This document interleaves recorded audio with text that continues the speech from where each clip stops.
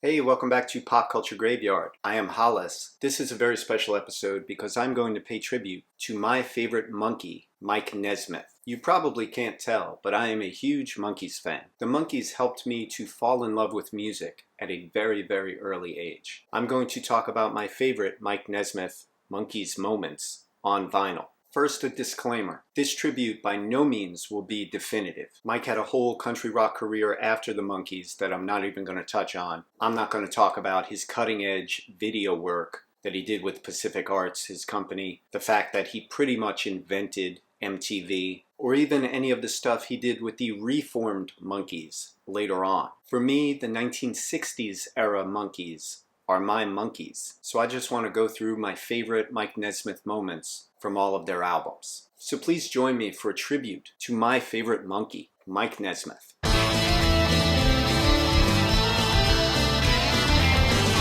Before we get going, I just wanted to thank my latest patron. Thank you, Shane. You are the man, Brado. I'm very grateful for your long-term viewership, and I thank you for your patronage. If you would like to help support the channel and get a shout out on the show, please consider joining my Patreon. It's at patreon.com/popculturegraveyard. And thanks. When it comes to the Monkees, people tend to fall into four categories. I love the Monkees. I frickin' hate the Monkees. Oh, I kinda remember the Monkees.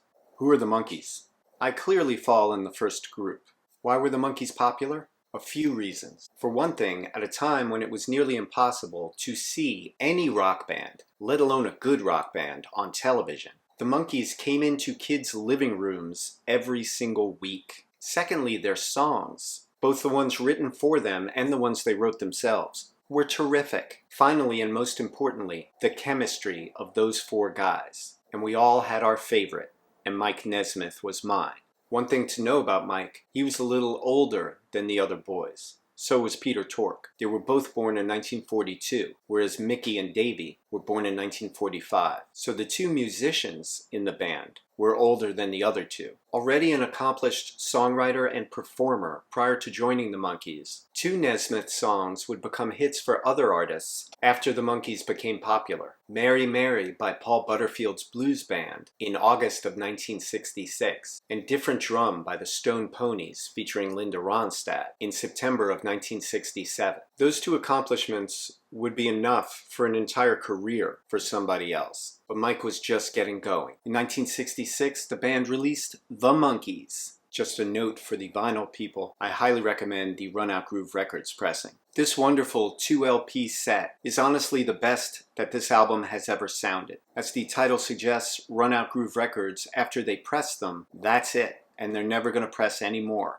And each of them are numbered. They also released the set in yellow vinyl, which sounds just as good. So if you were toying with buying the Run Out Groove Records Monkees, jump. The Monkees music came out on Coal Gems, which was a joint venture between Columbia Records and Screen Gems Television, which owned The Monkees Show. And Don Kirshner, the man with the golden ear, was in charge of the music. And he used a stable of brilliant, brill-building pop songwriters. In the beginning, Don Kirshner seemed to treat Mike Nesmith like the George Harrison to the brill-building songwriters Lennon and McCartney. He would get 2 songs on an album, but as Mike would begin to assert himself, that would change. This album features Papa Jean's Blues, written and performed by Mike, one of Mike's best songs, and it features, for my money, his most beautifully succinct sentiment in any of his love songs. I have no more than I did before, but now I've got all that I need. For I love you, and I know you love me. How sweet is that? Right here on the debut album, Nez plants a flag and lets you know he's a lot country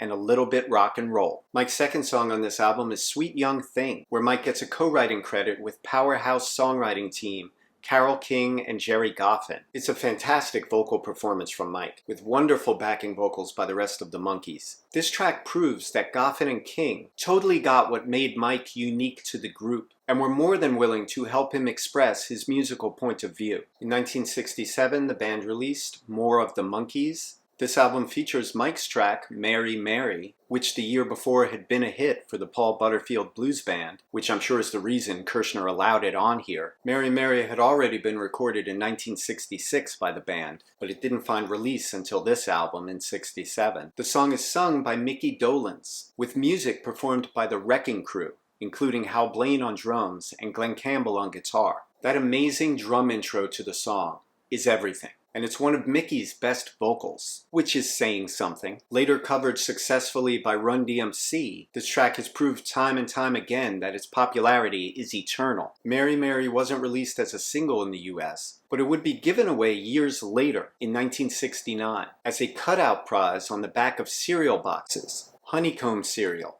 if you're curious. This album also features The Kind of Girl I Could Love. Nez wrote the song with Roger Atkins, and I feel this is one of Nez's best vocal performances, especially the middle eight, the "You Do Something to My Soul" part, which really shows off all the richness in his voice. Quite frankly, this is one of the best songs on the album, and it really points the way towards the sound of the next album. Also released in 1967, Headquarters, which you can never have too many copies of. And this was a special album for the Monkees in lots of ways. First of all, without Mike Nesmith, you don't get this album. At least you don't get it in its current form. It was basically Mike's unrelenting pressure on the producers to control their own music that forced Cole Gem's hand regarding the firing of Don Kirshner and the elevation of each band member to producer status. Long story short, Don Kirshner released a single in Canada. The band were promised a B-side, they didn't get the B-side. So the Monkees went ballistic, and then their producers went ballistic, and then Don Kirshner got fired. I said long story short, and then I told the long story. As a very talented musician and songwriter, Mike always bristled against the lambasting by the press about how the band didn't play their own instruments. Well, here is Exhibit A of how the press was full of crap. This was the first album to have the Monkees playing all of the music themselves. If the Monkees had a leader on this album, and a leader from now on, it was Mike Nesmith. In fact, rather than making a Monkees record seen through Mike Nesmith's eyes, it wouldn't be a stretch to say that Nez convinced the Monkees to make a Mike Nesmith record. And it's very good. You Told Me, written and sung by Nez, kicks off this album. Killer, killer track. And I love the wonderfully trippy, phased backing vocals. Band 6 features an instrumental credited to the entire band. You Just May Be the One, written and sung by Nez, is a simple love song with a fantastic lead vocal by Mike and wonderful harmonies by Mickey. And oh my god, the bridge. Mike's soaring vocals on the bridge really make this song for me. I will put a link to this great song and other great songs that I love by Nez below. Sunny Girlfriend, written and sung by Nez, is a straight-up country rocker. Or is it? Folks, this is a drug song. You tell me. She owns and operates her own sunshine factory. She can make you slow while making your mind move fast. She can send you on your way to everywhere. No matter what it's about, it's a killer song. Not all the good stuff the boys recorded made it onto the Headquarters record. Hence, the Headquarters Sessions. This album features tracks such as 9 Times Blue, a Nesmith penned outtake that would have been on the Headquarters album, but did not make the final cut for some reason. I'm a fan though, and Mike's vocal is wonderful. The song reminds me of Dylan's Don't Think Twice It's Alright, which is really not a bad song to evoke. This Outtakes album also features Until It's Time to Go, which was written by Buffy St. Marie and is sung beautifully by Nez. This stripped-down version, with just Nez and an acoustic guitar, boasts a gorgeous lead vocal from Mike that really shows off his range. It's also a great track because it shows off the tenderness in his voice. And Mike had a bit of a reputation as the prickly monkey, so I love those unguarded vocal performances from Mike, where he just sounds really sweet. Up next, Pisces, Aquarius, Capricorn, and Jones Limited. Mickey was the Pisces, Peter was the Aquarius, and both Mike and Davey were Capricorns. Don't ask me why I know this. This is the final installment of the 3 albums the Monkees dropped in 1967. For those of you who do not know, the 2 largest sellers in 1967, music-wise, were the Monkees and the Beatles. Drink that in. This LP is fantastic, and it features 5, count them, 5 lead vocals from Mike. More lead vocals than any other, showing you how much confidence the success of the Headquarters album gave Mike and gave the producers in Mike. Having proved themselves musically on the previous album, the band felt comfortable stepping back musically and allowing some more musicians to join them on this album because they were very busy shooting season 2 of the show by now, and they simply didn't have as much time. Nonetheless, this is a great album. The first song sung by Nez is Salesman, which was written by Craig Vincent Smith. He was a songwriter who had unsuccessfully auditioned for the Monkees, and this straight-ahead rocker with a country swing was right in Mike's wheelhouse, and he does a great job with it. The Door into Summer was written by Monkees producer Chip Douglas and fellow songwriter Bill Martin. This Nez-sung track features gorgeous production and walks a satisfying line between Nez country rocker and Monkees pop rock pleaser. A couple of fun facts. Co-author Bill Martin also wrote my favorite Monkees deep cut, All of Your Toys, as well as later writing the movie Harry and the Hendersons. Love is Only Sleeping is another of my all-time favorite Nez-sung tracks. Written by the songwriting team Barry Mann and Cynthia Weil, Love is Only Sleeping features a brilliant vocal performance from Mike, with ghostly backing vocals by the boys, and masterful musicianship all around. Songwriter, and by now band friend, Harry Nilsson even plays on this track. This is a killer song, and I guarantee upon hearing it, it will make you wish that Nez had been given more opportunity to sing lead. This brings us to Daily Nightly, which is a top 3 Nez penned tune for me. Mike had an unerring sense of when to sing one of his songs himself and when to farm it out to Mickey Dolenz. And Mike made the right decision here, having Mickey sing lead on it. There's an ominous vibe to this song, aided by the eerie production, featuring Mickey Dolenz on Moog. And it really sounds like a departure from most of the material on this LP, which is not surprising given that its inspiration, the previous year's Sunset Strip curfew riots, was one of the darkest chapters for the counterculture movement. Up next is Don't Call on Me. Nez wrote the song with John London, Mike's friend and his stand-in on the Monkees TV show. John also played bass on a few Monkees tracks, and would later join Nez in the First National Band. This is not only a very underrated Nesmith song, but I would call it an underrated gem. Something about this track always reminds me of that beautiful song, Don't Let the Sun Catch You Crying, by Jerry and the Pacemakers. And it creates that same kind of wistful mood. And I feel confident in saying it's Mike's sexiest vocal performance. The song ends with the rest of the band applauding, and I feel it's well warranted. In 1968, the boys released The Birds, the Bees, and the Monkees. I always find the back of the album charming. Each of the Monkees members writes a little note with their signatures. Mike Nesmith, of course, writes a book, and he signs it Carlisle Wheeling, which was his country and western alter ego. By this time, Mike had sold his independently produced Wichita Train Whistle Sings album to Warner Reprise, which would have come out under his Carlisle Wheeling pseudonym, though that deal would later fall through. Side 1 features a bunch of underrated Nesmith tracks, beginning with Auntie's Municipal Court. Incidentally, the first couple of opening guitar strums opens almost like Power Man by the Kinks would 2 years later. Mike said many times that Mickey's distinctive vocal was what made the Monkees sound unique, and Mickey proves it here. This is perhaps Mike's most underrated song, sung by Mickey. You may be thinking to yourself, wow, what a great song. I'd love to hear a version with Nez on lead vocals. Well, there is one, and it's glorious. I'll put the Nez version below. This song is a real grower, and it's one of my favorites by Mike. This brings us to Tapioca Tundra. From the whistling intro to the double-time acoustic guitar that drives the track, to the echo-drenched scatting by Nez. Tapioca Tundra might just be the most advanced musicianship Nez had shown to date. Perhaps Mike's most underrated cut. Tapioca Tundra has to do with how every author eventually loses his characters to his audience, who then take ownership over his creations. This strikes me as a wonderful allegory for what happened to the Monkees themselves, and I think Nez might be playing with that concept. The next song by Nez is Righting Wrongs, and depending on how much experimentation you enjoy on your Monkees tracks, you'll probably find this track either delightful or bizarre. I see it as delightfully bizarre, featuring an authoritative march through the verses and a strident upswing on the chorus. The true center of this song is its airy, improvised pocket that goes on for what seems like forever on a Monkees track, pushing its runtime to over 5 minutes. Nez not only sang this tour de force, but also played guitar, piano, and organ, showing his true mastery of the studio. The dissonant piano work especially stands out to me, and it is a beautifully bold experiment for Nez. Up next is Magnolia Sims. beginning with multiple false starts, which hint at the playfulness to come. Magnolia Sims is a pure throwback track, featuring a charming Nez vocal with old-timey Dixieland accompaniment. Always one to go his own way in the studio, Mike is the only Monkee who would order woodwinds for one of his songs, let alone sing the outro to the song in a Slim Whitman-like yodel. Mike's playfulness continues with fake record skips and needle jumps, which must have made some Little Monkees fans think their album was defective.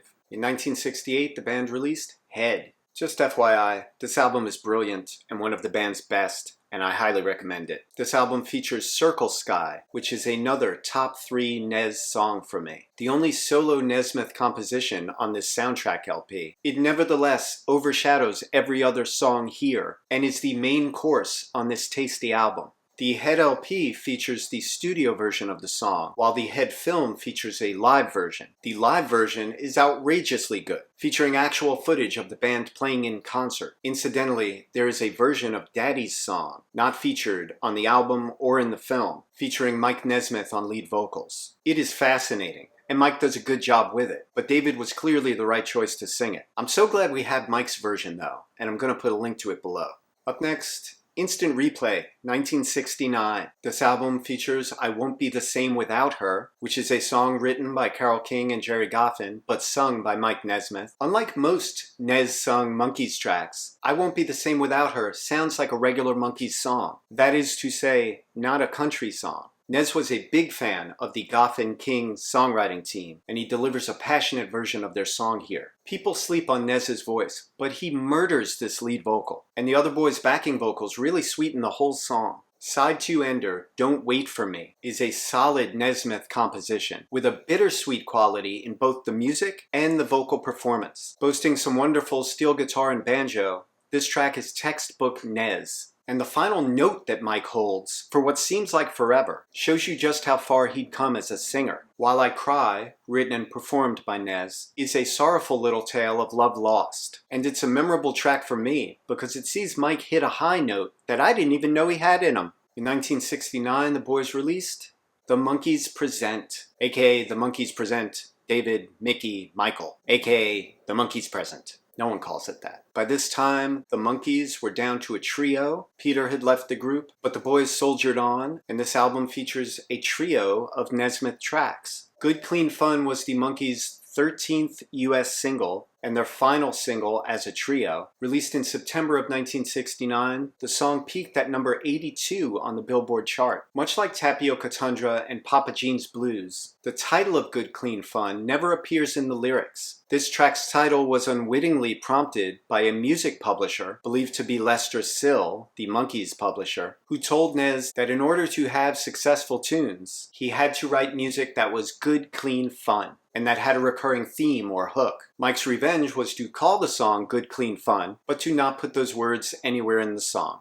One of several tracks recorded at the June 1968 Nashville sessions that gave us Listen to the Band, Good Clean Fun features one of Mike's most charming vocal performances. Never Tell a Woman Yes is a simple country tune that features one of the funniest Nesmith song titles ever. This brings us to Listen to the Band, which is another top 3 Nesmith track for me. For any of you who are fans of Syd Barrett's Pink Floyd, Listen to the Band is the Monkees' Jug Band Blues. A bit of a reach? I don't think so. Featuring more musicians than any other track in a Monkees session, Listen to the Band is a masterpiece. The choruses, weren't they good, they make me happy, I think I can make it alone, sums up why we love any great music. It makes us feel less alone. It helps us get over a breakup. All of this is in the song. Listen to the Band is, in my opinion, Mike's finest moment as a composer, at least with the Monkees. Mike's final song here is Oklahoma Backroom Dancer, which was a song that was written by Michael Martin Murphey. Yes, the man who wrote the song Wildfire, which is the best song ever written about a horse. Yeah,